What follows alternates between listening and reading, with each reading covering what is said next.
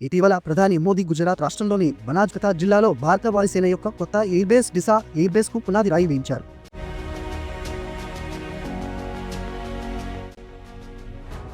మరియు ఎందుకు చూద్దాం. డిసా ఎయిర్బేస్ భారత-పాకిస్తాన్ సరిహద్దు నుండి 130 కిమీ దూరంలో ఉంది.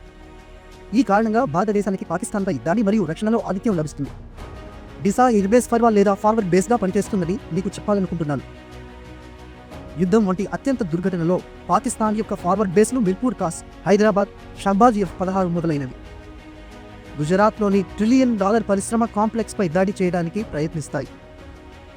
ఈ ఎయిర్బేస్ నిర్మాణం తరువాత పాకిస్తాన్ నగరాలు హైదరాబాద్, కరాచీ, సుకూర్ భారతదేశం యొక్క deep penetration strike air craft యొక్క రాడార్ కింద వస్తాయి.